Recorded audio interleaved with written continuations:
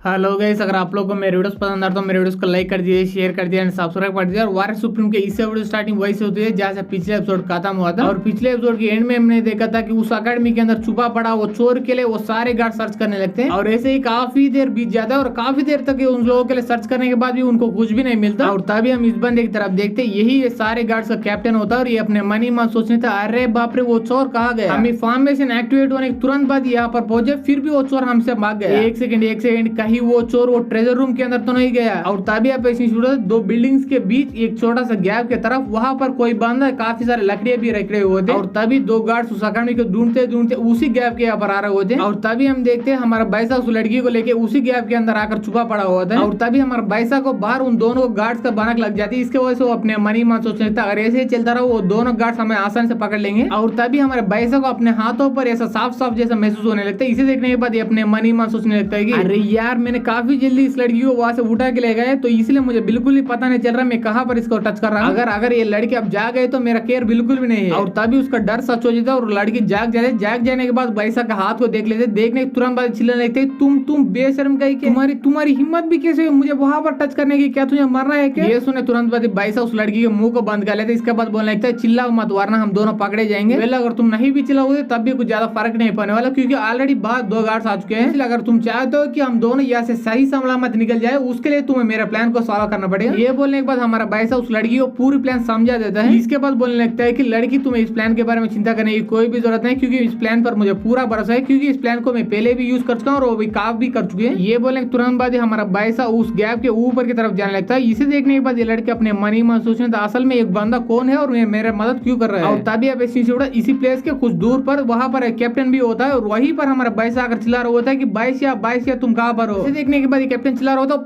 पकड़ो उस बंदे को, वही हमारा चोर भी हो सकता है। और तभी हम बैसा की तरफ देखते हैं, उसको दो गार्ड्स पकड़ चुके होते हैं। उनमें से एक गार्ड बोल रहा होता है कि तुम कौन हो और तुम्हारी हिम्मत भी कैसे हो इतना रात को इतना इंपॉर्टेंट प्लेस पर बिन बुलाए आने के लिए, क्या तुम ही वो चोर हो जो कि यहाँ पर चुराने के लिए आया है। ये सुने बस बैसा बोलने लगता है, नहीं मैं कोई चोर वोर बिल्कुल भी नहीं हूँ, मैं सिर्फ अपना गर्लफ्रेंड बैसा को ढूंढते यहाँ पर आया हूँ। कुछ देर पहले हम दोनों के बीच छोटा सा लफड़ा हुआ था, इसके वजह से वो मेरे ऊपर गुस्सा हो गया, यहाँ पर आ गए। इसके बाद चिल्लाने लगता है, बैसा प्लीज मुझे माफ कर दो, आगे जाकर मैं सब बिल्कुल भी नहीं करूंगा, इसीलिए प्लीज मुझे माफ कर दो और मुझे माफी मांगने के मौका दो। ये सुने तुरंत बाद ये लड़की थोड़ा बहुत शर्माते उस गैप के अंदर से बाहर आ जाती, तो आने का बोलने लगता है कि बैसा मैं यहाँ पर हूँ। ये सुने तुरंत बाद बैसा इस लड़की के पास आ जाए, तो आने का बोलने लगता है कि बैसा मैं फाइनली तुम मुझे मिल चुके हो, पर तुम्हारे कपड़े का क्या हुआ, वो इतना फटा हुआ क्यों है, किसका मैंने तुम्हें बुली करने की कोशिश किया, सिर्फ उसका नाम बताओ, मैं जाकर उसे अभी जान से मार डाल के आता हूँ। ये सुनने बाद लड़की जवाब देने लगती है, मैं ना तुमसे गुस्सा होकर वहां पर भाग रही थी, तभी कुछ मास्क पहने वाले बंदी मेरे पास आकर मेरे साथ जबरदस्ती करने की कोशिश की, इसके वजह से मुझे काफी गुस्सा है, उनसे फाइट किया पर उनके सामने भी बिल्कुल भी टिक ही नहीं पाई, तो इसलिए मैं भागकर उस गैप के अंदर जाकर छुप गई थी। और उसके बाद मुझे बिल्कुल ही नहीं पता बाहर क्या हो रहा थी, क्योंकि मैं वहां पर छुपी पड़ी थी और जब तुमने मेरा नाम बुलाया तभी मैं बाहर आ गया। ये सुने तुरंत बैसा उस लड़की को वहां से ले जाते, वो बोल रहा होता है कि अगर ऐसी बात है मैं उस कमीने को बिल्कुल भी नहीं छोड़ूंगा, चलो चलते हैं इस बात के बारे में मास्टर को बताते हैं, क्योंकि मुझे पूरा यकीन है कि मेरा मास्टर उन सारे मास्क वाले कमीने को पकड़ लेगा, उसके बाद जान से ही मार डालेगा। ये देखने तुरंत बाद वो कैप्टन बैसा को रोकते हुए बोला होता है, हो यार तेरा ओवर एक्टिंग हो गया क्या, तुझे सच में लगता है मैं इतना बड़ा बुद्धू कि तुम दोनों का पूरा बकवास मैं इतना आसानी से बिलीव करूंगा, ऐसा सपने भी नहीं होने वाला, क्योंकि अपना पूरी जिंदगी पर तुम दोनों को इस अकेडमी के अंदर मैं कभी भी पहले नहीं देखा, तो इसलिए मुझे सच बताओ तुम दोनों कौन है और यहाँ पर क्या कर रहे हो, वरना तेरा अंजाम काफी ज्यादा बुरा होगा। ये सुनने के बाद बैसा बोलने लगता है कि तुमने मुझे दम की थी, इसके बारे में मेरे मास्टर को पता चल गया है, तो उसके बाद तेरा अंजाम काफी ज्यादा बुरा होगा, क्योंकि मेरे मास्टर ऐसा वैसा पर्सन बिल्कुल भी नहीं है, वो इस अकेडमी के 8th जनरल में से one of the strongest general master सुवांग है। ये सुनने के बाद कैप्टन बोलने लगते, क्या तुम्हें सच में लगता है मैं इतना बड़ा बुद्धू हूँ, क्योंकि मुझे अच्छी तरह से पता है कि मास्टर सुवांग के पास सिर्फ एक ही डिसेबल है, वो एक लड़की है। ये सुनने के बाद इसके पीछे वाला बंदा बोल रहा होता है, कैप्टन आप इसके बारे में एक बार सोचना चाहिए, क्योंकि मैंने सुना था कि मास्टर सुवांग खुद ही जाकर इस माउंटेन के नीचे जाकर एक डिसेबल को बना के लेकर आ चुके हैं, तो इसलिए मुझे ऐसा लग रहा है कैप्टन उस बंदे के ऊपर कुछ ऐसा एक्शन लेने से पहले उस बंदे से अपना नाम पूछना चाहिए हमें, क्योंकि वो नए बंदे का नाम मुझे पता है, अगर उसका नाम इसका नाम दोनों मैच हो जाए तो उसके बाद वो कंफर्म हो सकता है यही उस डिसेबल है। ये सुनने के बाद बैसा बोलने लगता है, ओहो तो तुझे नाम चाहिए तो मैं बता ही देता हूँ, मेरा नाम बैसा है। ये सुनने के बाद वो बंदा बोल रहे होते हैं, कैप्टन मैं कंफर्म हो चुका यही वो बंदा है, क्योंकि मैंने सुना था कि उस डिसेबल का ब्लॉन्ड बाल है और उसका साथ साथ वो ब्लू आईज है, और इसने सच बोला, इसको ऑफेंड करने के बारे में इसका मास्टर को पता चल जाएगा तो आगे जाकर हमारे ऊपर पूरी तरह से मुसीबत आ सकती है। और वैसे भी इन दोनों को देखने के बाद मुझे ऐसा लग रहा है ये दोनों रात में रामलीला करने के लिए यहाँ पर आ चुके हैं, तो इसलिए हम इन दोनों को छोड़ देना चाहिए, वरना आगे जाकर हम दोनों का अंजाम काफी ज्यादा बुरा होगा। अभी सामने से पैसा बोलने लगता है, अगर तुम दोनों को अभी भी डाउट है तो मैं अपना मास्टर को यहाँ पर बुलाऊंगा, उनसे ही पूछ पूछ लेना ये सारे क्वेश्चन। ये सुनने बाद इन दोनों को फट जाती है। इसके बाद कैप्टन बोला होता है किसका मैंने बोला ऐसा करने के लिए, और वैसे भी यहाँ पर कोई बड़ा कांड बिल्कुल भी नहीं होता, बस एक छोटा सा मिसअंडरस्टैंडिंग हुआ था और वो मिसअंडरस्टैंडिंग अब क्लियर हो चुकी है। तो इसलिए आप दोनों यहाँ से आसानी से जा सकते हैं। और प्लीज इसके बारे में आप मास्टर सुवांग को बिल्कुल भी मत बताना। ये सुनने बाद भाई साहब उस लड़की को वहां से ले जाते बोला होता है हाँ मैं बिल्कुल ही बताना होगा, फाइनली तुझे अपना औकात पता चल गई, यही तुम्हारे लिए गुड बात है। और वो वहां से जाने के बाद ये कैप्टन अपने मनी में सोचने लगता है जा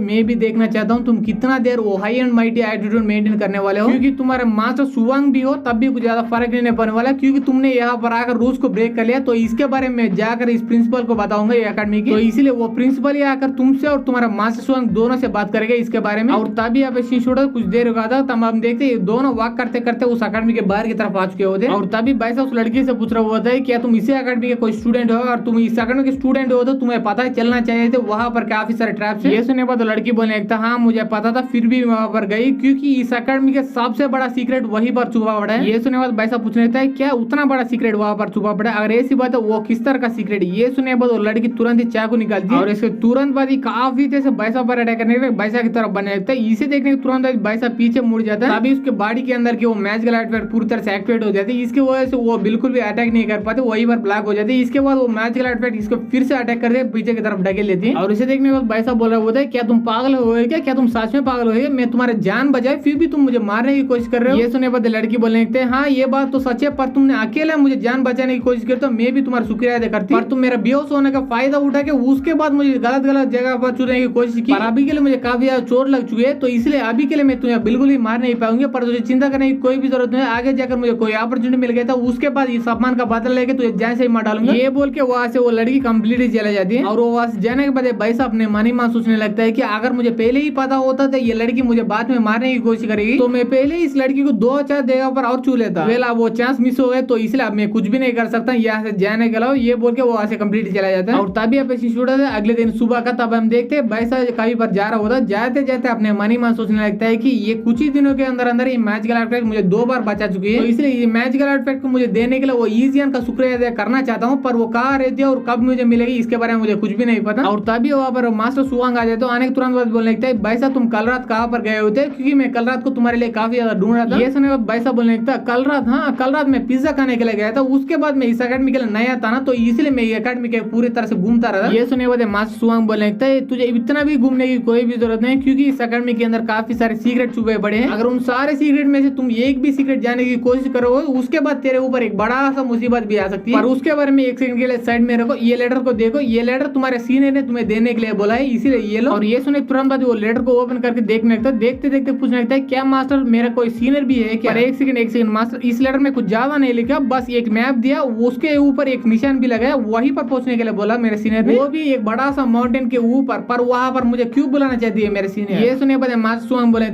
उसके बारे में मुझे भी कुछ भी नहीं पता, पर मैं तुझे वार्निंग देना चाहता हूँ, और वार्निंग है कि तुम वहां पर जाने के बाद थोड़ा सावधानी से रहना, वरना तेरा फट के तेरा हाथ में आ जाएगी। ये बात सुनने के बाद भाई साहब की मन ही मन फट जाती है, इसके वजह से वो अपने मन ही मन सोचने लगता है कि यहाँ पर तो कुछ तो गड़बड़ चल रही है। और तभी अब शिशुड़ा कुछ देर बाद का तब हम देखते हैं भाई साहब कुछ देर ऐसा ट्रैवल करने के बाद फाइनली वो मैप के अंदर की माउंटेन के ऊपर आ चुका होता है। तभी हमारे एपिसोड यहीं पर खत्म हो जाती है। अगर आप लोगों को ये एपिसोड पसंद आए तो एपिसोड को लाइक कर दिए, शेयर कर दिए एंड सब्सक्राइब कर दिए, and thanks for watching guys.